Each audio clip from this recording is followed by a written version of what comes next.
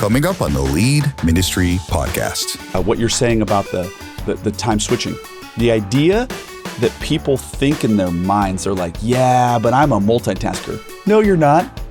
Actually, multitasking is completely debunked in the productivity world. Multitasking is really a yesteryear thing. And now your host, Josh Denhart. Hey, everybody. Welcome back to another episode of the Lead Ministry Podcast. We're in this kind of holiday spirit, and we're thinking through some holiday stuff. And what are we thinking about? We're thinking about how you can lead ministry in such a way that is more efficient during the holiday season so that you can maximize truly your impact in the kingdom, but also reserving margin and having impact for your family. Last I looked, Bill, the ministry season is often hard on us and hard on our families, isn't it? It is. It's the most wonderful time of the year, but it's also the most busy time of the year, it feels like. It is for everybody, okay? It is for everybody out there, even the banker, even, the real estate agent where you're like, hey, homes aren't really selling during the holiday season, but they have why is the real estate agent busy? Well, because they've got this random friend party. They've got the in-law thing here. They got the regular family there. December is just busy. Fine. So even if you're a real estate agent and you have zero extra things for your work, it's still busy. But in ministry, we have extra things for our work in addition to the regular holiday hustle and bustle that comes along with the season, right? You've got shopping, you've got, the list goes on. We don't need to belabor that. December is busy. It's kind of like we have a term in our home called Mayotic. It's chaotic in the month of May. May is just, right? Yeah, I like that. Right? Yeah. So December just has its extras that come with it. How much more so in a ministry context? Therefore, we're dedicating this episode to encouraging you as a ministry leader to have a couple strategies to get ahead of the curve so that you have extra margin for your family and you don't burn everybody out, including yourself. So I'm kind of excited about it, Bill. Yeah, I'm excited about it too. It's like, it reminds me of this phrase that, I don't know if you're a Dave Ramsey fan. Sure. But I like some of his stuff. I don't like some of his other stuff, but he always says, live like no one else so that later you can live like no one else. Now, the idea is keep that going. You would eat like rice and beans now, so that later on in life, as you've invested and brought all this money into your family, then you can live the nice lifestyle or whatever. And it's kind of that on a micro scale for your December and your holiday season. By the way, of all of the things that I do and don't like about Dave Ramsey, this is one that I really, really, really like. That phrase, I think, is so true and so applicable. So I'm a raving fan of that quote. Mm-hmm. That is definitely attributed to him. So that's what we're talking about. Hey, really, in a sense, okay. So the rice and beans thing is go with scarcity. Yep. Like intentionally spend less, so that you have enough later on that you could actually spend a little bit more and not be in a pickle. Right, exactly. So what we're going to talk about today is, instead of scarcity, we're going to talk about work extra hard so that you don't have to work hard later in the month. Yep, I call this front loading. I call this front loading as well. That's funny. We're a lot alike, Bill, in a lot of ways. Did you know that those of you who are watching on YouTube, I specifically chose not to wear my black melon hat. Is that a melon hat? It is, yeah. Yeah. So we got black rimmed glasses. We both got reddish kind of hair, and I have a black melon hat. And I was like, do not wear your black melon hat. People are going to think you guys are weirdos. Yeah, twinsies. Yeah, twinsies. Like legitimately. All I needed, by the way, I can't say, again, those of you who are on YouTube, we both have reddish hair, but I was out on my last big speaking venture this last week, and I had like 6 days in between events. And so I I went to 4 different national parks and Wow. didn't shave and kind of lived this bizarro nomadic whatever life for 6 days, right? And but I got to tell you, my beard ain't red, Bill. It's white. Oh. Yeah. Bill, by the way, how old are you? I forget. I'm just about to turn 40. Oh my word, I just turned 50. Okay. Yeah. Well, now the cat's out of the bag. We all now know. But we're talking today about front loading, making sure that you're doing everything that you possibly can so that you can be as free as you can later on in December. And this is something that I was very committed to doing long before I ever had lead ministry or lead volunteers or any of this kind of stuff that is encouraging people to do the very things. I was actually doing these things. Bill, what about you? Do you have a natural proclivity toward front loading? I do. Well, now I do. I would say it's a skill though that I had to learn. And I think that's important for people to hear because it is a skill you can learn. It doesn't come naturally to everyone. I was the guy in high school who would wait to the night before to write the paper because I felt like I needed the pressure in order to get it done. And now I've really learned to front load. Well, probably the biggest area that I do it in actually is I'm part of our teaching team for Sunday mornings. And once I know what passage I'm going to speak on months ahead of time sometimes, I start immediately studying that passage so that when it comes down to writing it, I'm not trying to cram all the studying and all the writing in 1 week. I already have it kind of downloaded to my brain, all the information I need. Right. So the writing process becomes way easier. And to speak to that, there is this thing that I teach on and think on and enact in my own life, which is exactly what you're doing. And it's the idea of putting your subconscious to work. And so when you know 2 or 3 months out that you're going to be preaching on this particular passage and you start to read and study that passage and you've said to you've basically told your mind, hey, guess what? You're going to be preaching on this. Your subconscious mind is like, okay, got it. I need to figure this out. So even when you're sleeping, after you've begun to study this passage, your mind is kind of like churning and working the gear systems to solve that problem. And it's working for you as you sleep because you've set up a problem long in advance. And now your brain, being as efficient as it's trying to be, is using your sleep time and your subconscious time to crush that problem so that when you put your frontal lobe conscious effort into it, your subconscious is already like, oh, I got all these gifts for you, bro. I've already been thinking about this for you on your behalf. And so then the conscious effort ends up becoming significantly easier because you've been thinking about it subconsciously because you teed your mind up for it long in advance. Does that make sense? That's exactly it. That's exactly what's happening. It's amazing. The human mind is a miracle of God, honestly. It is. And I think that if we just understand that we can cause our brain to fight and work for us subconsciously, then we're going to be better off. And so the idea then is to go, okay, late November, the early week in December, I'm going to turn my mind on to looking at the whole month as a whole. Not looking at like, dude, you're cool. February, work week to week. More power to you. Because there's nothing at the end of February that's really pressing. Maybe in your world there is, but in most people's world, working week to week is an acceptable thing. However, you can do this unique thing, batching. We are going to come out with an episode right after the first of the year about some time hacks, and one of those is batching.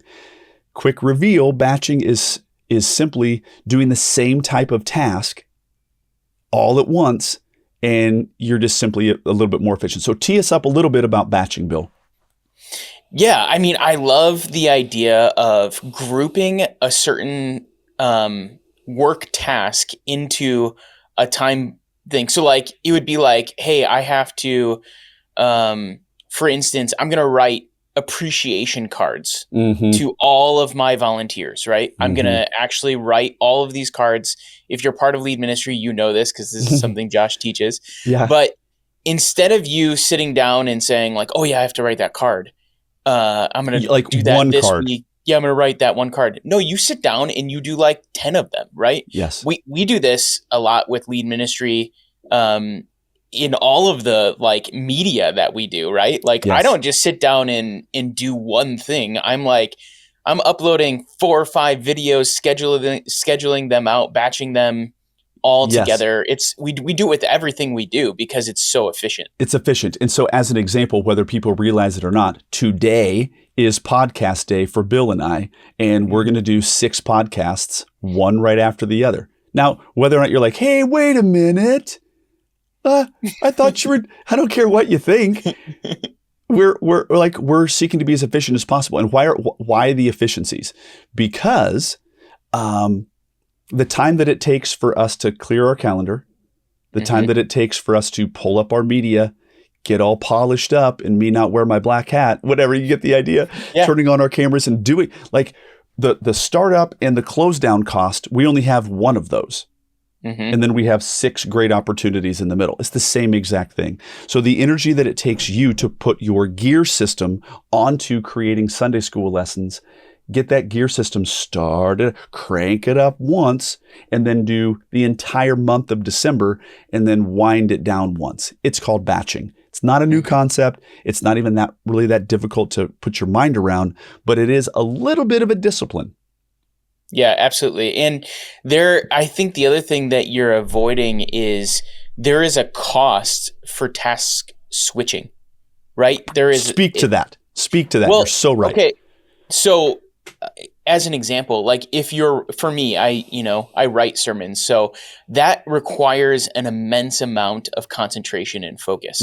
And so I need like a 4-hour time block to get any sort of progress done. And what I do is I eliminate all of the distractions, because every time somebody interrupts me in that process, or something interrupts me in that process, and I switch to something else, it takes the human mind about 15 to 20 minutes to get back into the mode of writing a sermon. And it's like that with everything. And that's why batching works so well, because your brain will fall into this mode of, let's say, writing the appreciation cards, right? And your brain is peaked to write those cards and to keep moving that forward.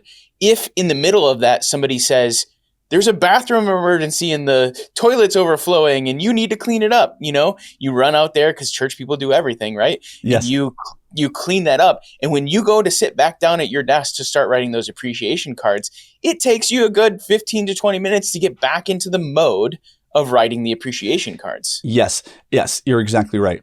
And so this idea of, you kind of get into what some productivity experts call the flow, or they call it the zone, right? And it's this maybe heightened state of productivity that you can enter into, but it's an onboarding process to get there. Now, this idea of task interruption and having to restart, it is fundamentally true and well researched. What you're saying about the time switching, the idea that people think in their minds, they're like, yeah, but I'm a multitasker. No, you're not. Actually, multitasking is completely debunked in the productivity world. Multitasking is really a yesteryear thing. Yep.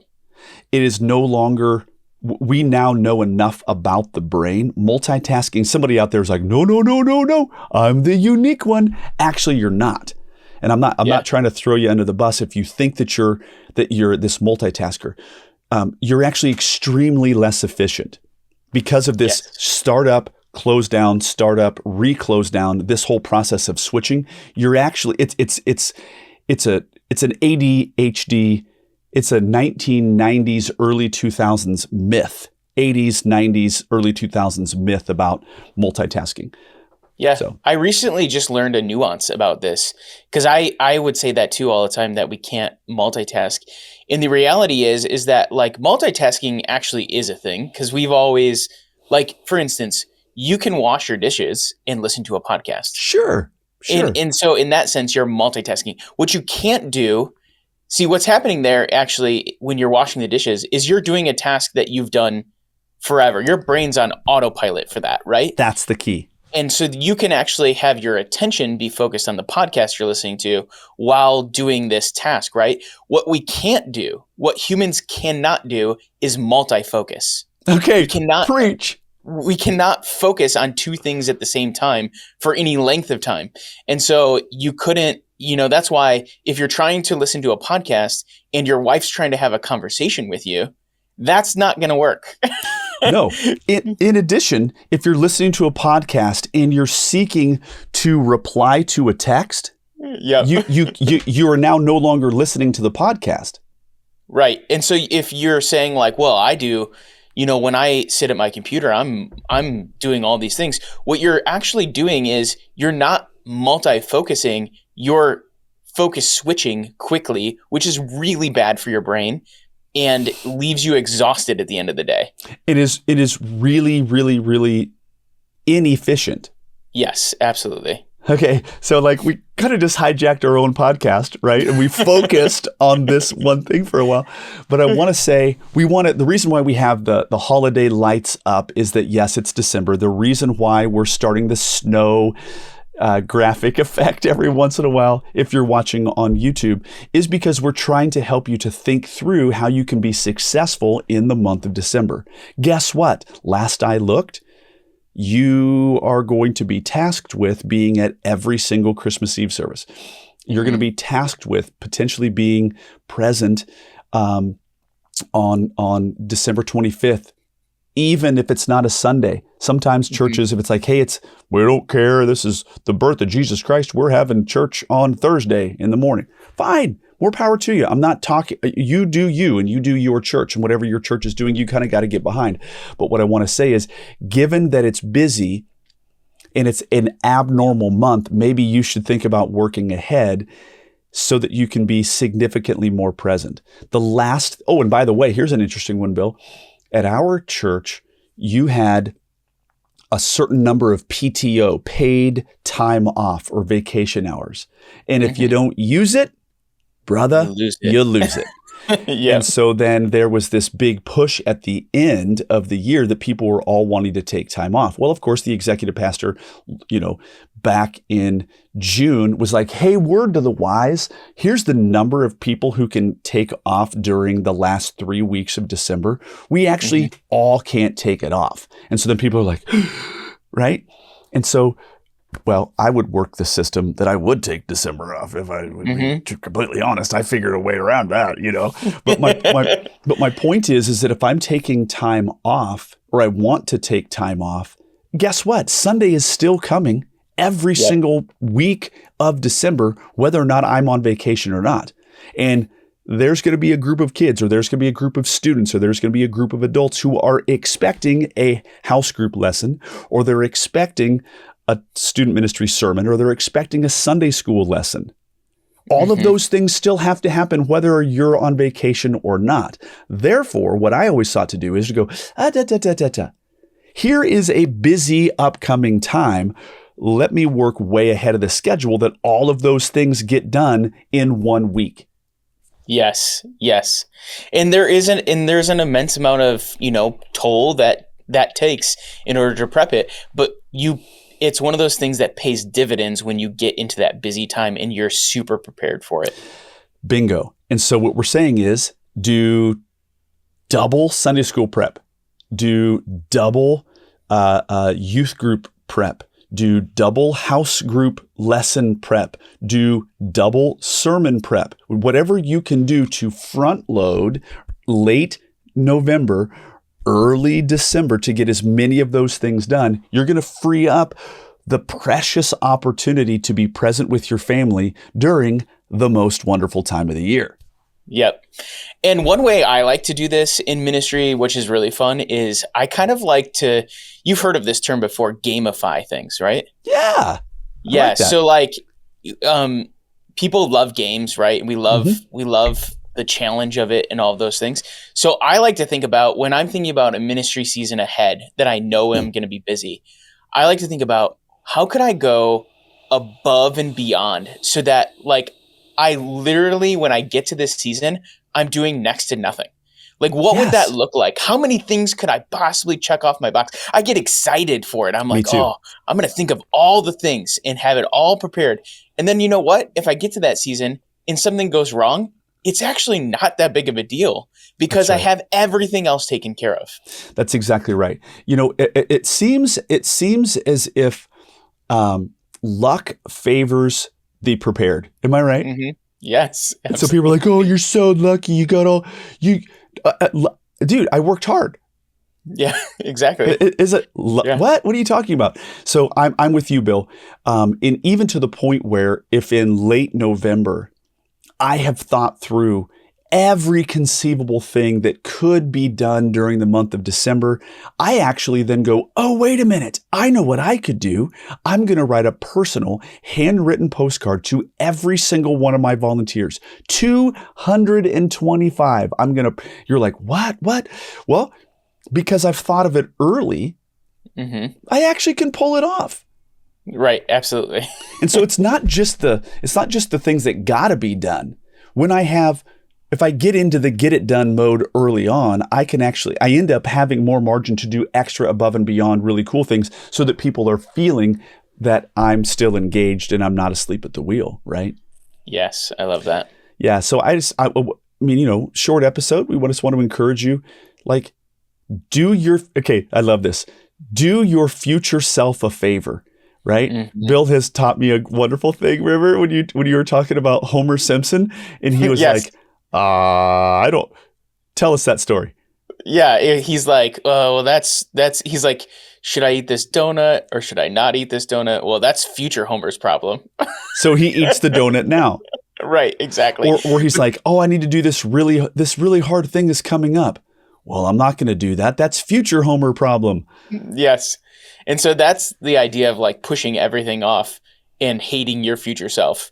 Yes. And our call is to love our future self, which is how could I set up future me for the best possible scenario and success? Exactly. Okay. So when I had small kids, even though I literally hated it, I do not like being cold. I'm sorry. I'm anti-cold. I live in Iowa. That sounds kind of dumb. You live in Wisconsin. Duh. If you don't love the cold, move to South Georgia. Whatever. But this is where I live, and I really don't like the cold. But my kids, and I wanted to have memories with my kids sledding. Oh, I hated it. But I also simultaneously loved it. I love my kids and I love memories. And so I endured the cold. But hear me out. I can't do a memory making thing when all of a sudden, like this close to my face it's Thursday and you have to get this Sunday prepped and your family's coming in town. And now you're hating your own life to where all of a sudden you could have loved your future self by late November, early December, doubling and tripling up on your duties, making it a game. And then the reward is that endorphin rush that you have when you really don't have anything to do at all because you worked ahead. Right. Absolutely. And I got to say, December's a great month to try this out. The week before, the week of VBS. Are you kidding me? Like people are like, oh, wait, don't talk about VBS. It's only December. But hear me out real quick. It's the principle of looking ahead and going, wait a minute. I'm intelligent enough to know when a busy season is coming. And if I know a busy season is coming, then go back 3 weeks from that and do everything conceivable. Because as soon as VBS is finished, Sunday morning is like you finish VBS on a Friday and you're completely trashed and all of your volunteers are trashed and you've done nothing for this coming Sunday and you're going to have extra visitors on that Sunday. Ooh, you failed your future self. Right. Absolutely. Yeah. So if you're intelligent, before the busy week ever happens, do a bunch of extra stuff so that you don't have the busy week plus your regular stuff. That's the whole point of this particular podcast today. And that's what we want to encourage you. Hey, I believe this podcast is going to be airing either December 9th or December 16th, I believe. Is that correct, Bill? Yep. Okay. So let's say that it's December 9th. Get after it right now. It's a Monday that this podcast dropped. Get after it hard the rest of this week so that the rest of December is freed up for you to have family time, for you to actually be in this posture of worship about the birth of the Savior of your soul, right? Mm-hmm. And not be crushed and actually loathe and hate December. I like the idea of gamifying. Any closing thoughts on this particular topic, Bill? No, I think that idea of your future self is just so powerful. And I think that we should be able to look back and say thank you to our past self, right? Like I should be right now being like, I'm so grateful that past Bill took care of me. Yes. Yes. Sometimes my family, like, this is so funny.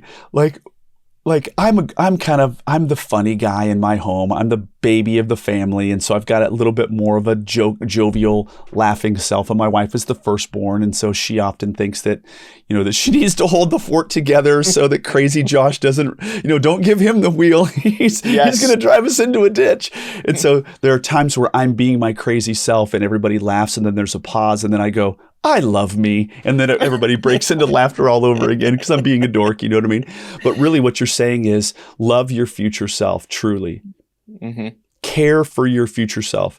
Be thoughtful about your future self and what you want your future to look like. Really working hard the last week of November, the early week of December is really a gift to yourself. Mm-hmm.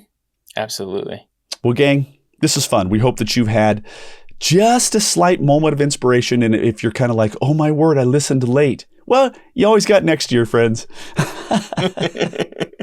Well, at the end of the day, we are wanting to help you to lead ministry in a very, very, very positive way and lead ministry in a way that's going to help you love your future self and have your family think that you are a good person and that ministry is not burning you out and therefore burning them out. So that's it, gang. We are grateful for you. We will catch you guys on the next episode. Get ahead of the curve during this Christmas season. God bless you.